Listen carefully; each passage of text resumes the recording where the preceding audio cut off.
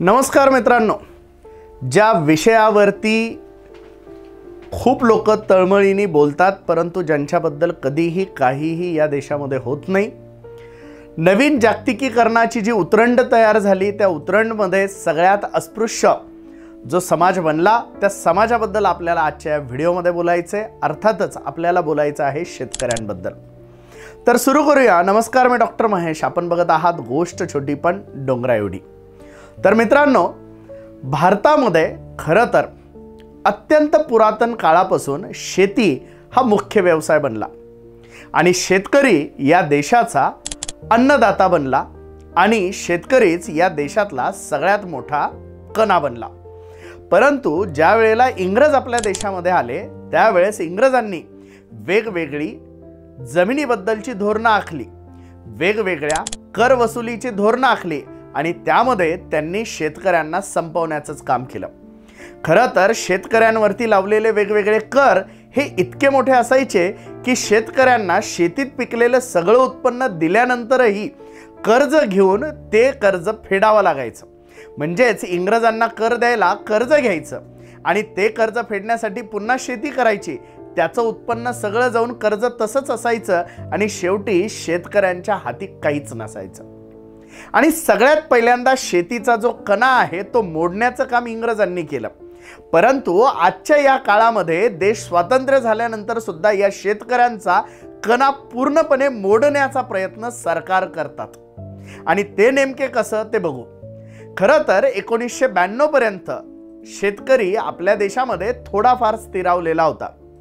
स्वातंत्र्यानंतरच्या काळामध्ये देशाची गरज म्हणून हरित क्रांतीची आपल्याकडे सुरुवात झाली, त्यानंतर शीतक्रांती झाली आणि त्यामुळे कुठेतरी शेतकऱ्यांना बरे दिवस आले। परंतु नंतरच्या काळामध्ये औद्योगिकरणाची गरज भासायला लागली आणि याच औद्योगिकरणामुळे नंतर हे शेतकरी रसातळाला जातील असं कधीही कोणी विचार केला नसेल। 1992 नंतर आपल्याकडे जागतिकीकरण झालं, मोठमोठे उद्योग यायला लागले आणि आता कष्टापेक्षा बुद्धी श्रेष्ठ ठरायला लागली। अर्थातच कष्ट करणारा हा श्रेष्ठ नाही आहे असं आपल्याला म्हणायचं नाही किंवा बुद्धी करणारा श्रेष्ठ नसावा हेही आपलं मत नाही आहे, परंतु कुठेतरी बुद्धीच्या जोरावरती जे आपल्याला मिळतं ते कष्टाच्या जोरावर सुद्धा कुठेतरी काहीतरी प्रमाणामध्ये मिळायला हवं, हे आमचं गणित आहे।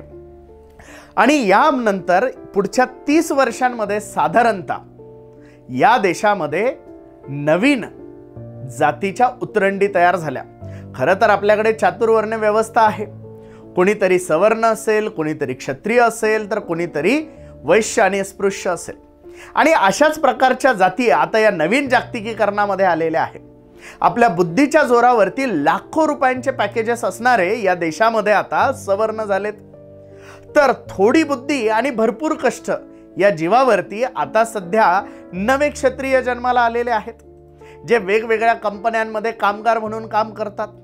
खरं तर कामगार हा शब्द कुठेतरी कमीपणाचा जरी वाटत असला तरी हजारोंचे पगार असणारे कामगार या देशामध्ये आहेतच, ज्यांना कामगार हा शब्द न वापरता एम्प्लॉई हा शब्द नवीन वापरला जातो।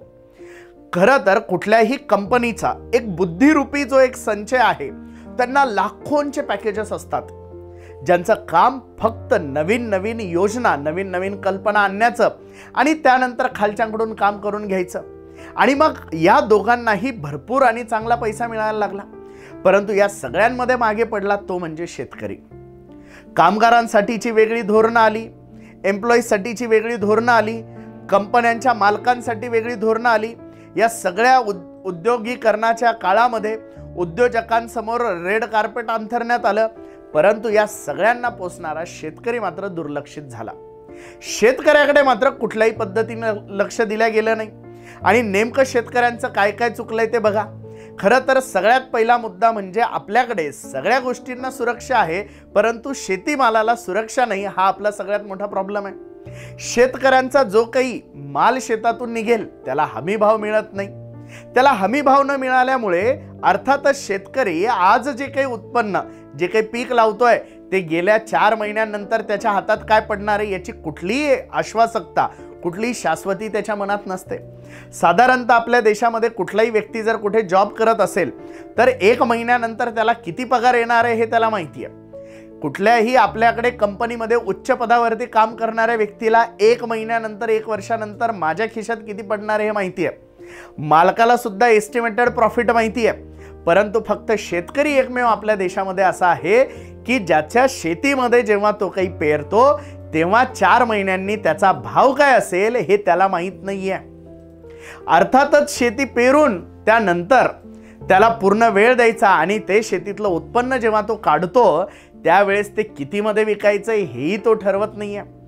देशामध्ये खरं तर गरजेच्या नसलेल्या गोष्टी, उपभोगाच्या वस्तू, या वस्तूंच्या किमती कुठेतरी विकणारे ठरवत असतात, परंतु शेतमालाला कितीमध्ये विकायचा आहे हे शेतकरी ठरवू शकत नाही. हे आपलं दुर्दैव आहे. खरं तर नरेंद्र मोदी यांनी सरकार बनवण्याच्या आधी खूप मोठमोठ्या गप्पा मारल्या होत्या. देशभरामध्ये कुठे कोणतं उत्पादन किती होणार आहे यानुसार आम्ही शेतकऱ्यांना मार्गदर्शन करू सांगितलेलं होतं. प्रत्येकाच्या शेतीतल्या मालाला भाव कसा मिळेल हे बघू सांगितलेलं होतं, परंतु ते सगळे फक्त स्वप्न राहिले. त्यानंतर दुसरी महत्त्वाची गोष्ट, शेतकऱ्यांना सुविधा नाही आहे. खरं तर एखाद्या कंपनीमध्ये एखादा कामगार जेव्हा नोकरीला लागतो तेव्हा त्याला सुविधा पुरवणं त्या कंपनीसाठी बंधनकारक असतं. नवीन कामगार कायद्यांनुसार या सगळ्या गोष्टी मालकाला बंधनकारक झाल्या, परंतु शेतकरी जेव्हा शेती करत असतो तेव्हा त्याच्या सुरक्षेबद्दल कुठल्याही उपाययोजना आपल्या सरकारकडून किंवा कुणाकडूनही घेतल्या जात नाही. शेतकरी त्याच्या शेतामध्ये काम करत असताना जर मृत्युमुखी पडला तर त्याचं काय? शेतकरी शेतात काम करत असताना त्याला साप चावला, विंचू चावला तर त्याच्याबद्दल शेतकऱ्याला काय मदत मिळणार आहे? शेतकरी शेतामध्ये काम करत असताना जर त्याचं काही नुकसान झालं, त्याला काही अपंगत्व आलं तर त्याचं काय? या कुठल्याही गोष्टींबद्दल सरकारी उपाययोजना आपल्याकडे खरं तर नाही आहे. खरं तर शेतकऱ्यांनी जर अन्न पिकवलंच नाही तर हा देश चालूच शकत नाही आणि हीच खरी वस्तुस्थिती आहे. जर शेतकऱ्यांनी संप केला तर हा देश चालणारच नाही, ही खरी वस्तुस्थिती आहे. परंतु तरी सुद्धा या शेतकऱ्यांच्या सुरक्षेच्या बाबतीमध्ये संपूर्ण निष्काळजीपणा आपल्या देशामध्ये होतो. त्यानंतर शेतकऱ्याचा हमी भाव झाला, त्यानंतर त्याची सुरक्षा झाली, त्यानंतर त्याच्या विमाबद्दल आपण बोलू. वेगवेगळ्या कंपन्यांमध्ये जेव्हा एखादा व्यक्ती काम करत असतो तेव्हा त्याचा वेगवेगळा विमा काढलेला असतो, परंतु आपल्या शेतकऱ्यांच्या बाबतीमध्ये असं होत नाही. अर्थातच आता हा सगळं बघितल्यानंतर बरेच लोक सांगतील की 5 लाखापर्यंतचा उपचार फुकट आहे, हे कार्ड आहे, ते कार्ड आहे, या योजना आहेत, त्या योजना आहेत. परंतु ज्यांना अनुभव आहे त्यांना विचारा, जेव्हा शेतकरी त्याचं कार्ड घेऊन एखाद्या मोठ्या दवाखान्यामध्ये पोहोचतो तेव्हा त्याला ही उत्तरं मिळतात की हे या योजनेमध्ये बसत नाही, तुमचा हा आजार यामध्ये कव्हर होणार नाही, ही गोष्ट इथे जमणार नाही, आणि मग त्याला उरतो तो पर्याय फक्त सरकारी दवाखान्यांचा. मग सरकारीच दवाखान्यांमध्ये जर उपचार घ्यायचे असतील तर एवढ्या योजना, हे कार्ड, ते कार्ड, ती योजना, या आहेत तरी काय कामाच्या? कित्येक असे गंभीर स्वरूपाचे आजार आहे जे शेतकऱ्यांना होतात, परंतु त्याचं कुठेही नोंद सरकारी इन्शुरन्समध्ये होत नाही. सरकारी योजनांमध्ये त्यांना त्याचा फायदा मिळत नाही. त्याच्याही पुढची गोष्ट जर सांगायची तर जेव्हा शेतकरीचे एखादं ऑपरेशन एखाद्या योजनेमध्ये बसत असतं तेव्हा हॉस्पिटलकडून होणारी वेगळ्या प्रकारची अडवणूक. जर तुमच्या खिशात पैसे असतील तर लागलीच ऑपरेशन होईल, परंतु पैसे नसतील तर तुम्हाला 2 महिने, 4 महिने, 6 महिने वेटिंगवरती थांबावं लागेल. आणि ही सगळी फसवणूक शेतकऱ्यांची होत असते. आणि हे कमी की काय, शेतकऱ्यांचं भविष्य सुधारवण्यासाठीची जी त्यांची पुढची पिढी आहे त्यांच्या शिक्षणाबद्दलची ही मोठी हेळसांड आजकाल होते. आता ह्या सगळ्या गोष्टींमध्ये शेतकरी पिचलेला आहे, शेतकरी मागासलेला आहे, शेतकरी अस्पृश्य बनलेला आहे. परंतु याहून मोठी गोष्ट ही आहे की या शेतकऱ्यांची पुढची पिढी सुद्धा बर्बाद होईल असंच काहीसं नियोजन सध्या आपल्या देशात दिसतं. शेतकरी आपल्या ग्रामीण भागामध्ये शेती पिकवतो, त्यामुळे त्याच्या मुलांना शिक्षणासाठी तो फार दूर पाठवू शकत नाही. मग गावांकडच्या शाळा ज्या आहेत त्या शाळेतल्या शिक्षकांचे मुलं मात्र शहरामध्ये शिकतात आणि ग्रामीण भागातील शेतकऱ्यांची मुलं यांच्याकडे शिकतात. मग शाळेमधलं नियोजन व्यवस्थित नसतं. कित्येक वेळेला आपण ग्रामीण भागातील शाळेंबद्दलची दुर्व्यवस्था आपण ऐकत असतो, पेपरमध्ये वाचत असतो, समाज माध्यमांमध्ये बघत असतो. शिक्षकांनी केलेली हेळसांड मुलांची आपण ऐकत असतो, बघत असतो. आणि त्यामुळे ग्रामीण भागातील शिक्षण किती योग्य आहे याबद्दल मोठं प्रश्नचिन्ह आज पूर्ण देशभरामध्ये आहे. मग या शेतकऱ्यांची जी पुढची आस आहे की आपली भविष्यातील पिढीला हे दिवस बघायला नको, आणि ते जर बघायचे नसतील तर शिक्षण पाहिजे, आणि तेच शिक्षण यांना मिळत नाही.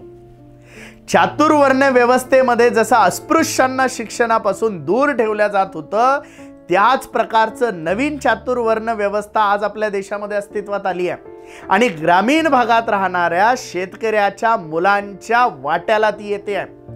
खरं तर ग्रामीण भागातील शेतकऱ्याचा मुलगा, मग तो आजच्या परिस्थितीमध्ये क्षत्रियाचा असेल, सवर्णाचा असेल, की अजून कुठल्या मागासलेल्या वर्गातला असेल, जाती व्यवस्थेनुसार, तो जेव्हा ग्रामीण भागातल्या शाळेमध्ये शिकतो तेव्हा तो मागासलेलाच ठरतो, कारण त्या पद्धतीचं शिक्षणच त्याला मिळत नाही. दुसऱ्या बाजूला हे लाखोंचे पगार कमवणारे, हजारोंचे पगार कमवणारे आजच्या जगातले सवर्ण आणि क्षत्रिय यांची मुलं मात्र चांगल्या शाळेंमध्ये जातात, चांगल्या क्लासेसमध्ये जातात, आणि त्यामुळे स्पर्धेमध्ये ते कुठेतरी पुढे राहतात आणि शेतकऱ्याची मुलं कुठेतरी मागे पडताना आपण बघतो. अर्थात शेतकऱ्याचे मुलं हे प्रचंड मेहनती आणि हुशार आहेत, याबद्दल कुठलीही शंका नाही, परंतु त्यांना न मिळणारं शिक्षण आणि शिक्षणातील सुविधा या कुठेतरी या मुलांना सुद्धा मागे पाडतात.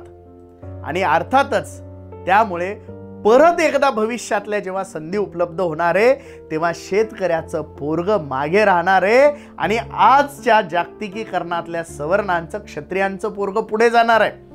त्यामुळेच नवीन जागतिकीकरणामध्ये ही एक उतरंड तयार झालेली आहे. धर्मविरहित, जातीविरहित ही उतरंड तयार झालेली आहे, आणि त्यामध्ये शेतकरी मात्र अस्पृश्य ठरतोय. आणि जर हे असंच चालू राहिलं तर येणाऱ्या काळामध्ये शेतकऱ्यांच्या पिढ्यानपिढ्या बर्बाद झाल्याशिवाय राहणार नाही, आणि या देशामध्ये ही नवीन चातुर्वर्ण व्यवस्था या शेतकऱ्यांच्या मुळावरती उठेल, या शेतकऱ्यांच्या हक्कांवरती उठेल. खरं तर प्रत्येकाला आपापले वैयक्तिक हक्क आणि अधिकार या देशामध्ये हवे. कर्तव्य कुणाला नकोय, फक्त अधिकार आणि हक्क हवे. मग तेच अधिकार आणि हक्क या शेतकऱ्यांचे आणि या शेतकऱ्यांच्या मुलांचे असायला की नको, हे मात्र उत्तर देताना आपले भारतीय बंधू कुठेतरी मागे पडतात.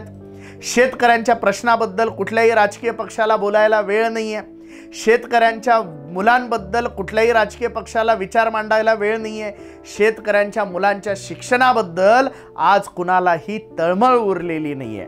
आणि त्यामुळे येणाऱ्या 50 वर्षांमध्ये जर सगळ्यात जास्त रसातळाला गेलेला कुठला समाज असेल, धर्मविरहित आणि जातीविरहित, तर तो शेतकरी समाज असेल. येणाऱ्या काळामध्ये मागासलेली जर कुठली जात असेल तर ती शेतकरी जात असेल, जर आजचं जसं चाललंय हे असंच चालू राहिलं तर. त्यामुळे मित्रांनो, शेतकरी हा आपल्याला अन्नदाता आहे. शेतकरी या देशाचा कणा आहे, त्याला आपण जपलं पाहिजे आणि राजकीय लोकांना याची जाणीव करून दिली पाहिजे. आपल्याला मिळणारे लाखोंचे, हजारोंचे पॅकेजेस अर्थातच खूप मोठी गोष्ट आहे, कौतुकाची गोष्ट आहे, परंतु या शेतकऱ्यांच्या हातामध्ये सुद्धा आता काहीतरी पडलं पाहिजे. सरकारी मदत शेतकऱ्यांना मिळते म्हणून कित्येक जणांना पोटशूळ उठतो. थोडासा कुठे शेतकऱ्यांचा भाव वाढला की कित्येक जणांना पोटात दुखतं, परंतु याच शेतकऱ्यांच्या पोरांचे हाल आजकाल आपण विसरतोय. त्यामुळे मित्रांनो, शेतकऱ्यांबद्दल आपण जाणीव ठेवली पाहिजे. हा व्हिडिओ जर तुम्हाला माहितीपूर्ण, अभ्यासपूर्ण, विश्लेषणात्मक जर वाटला असेल तर लाईक आणि शेअर करायला विसरू नका. अजूनही जर आपण आमचं हे चॅनल जर सबस्क्राईब केलं नसेल तर या चॅनलला नक्की सबस्क्राईब करा. धन्यवाद.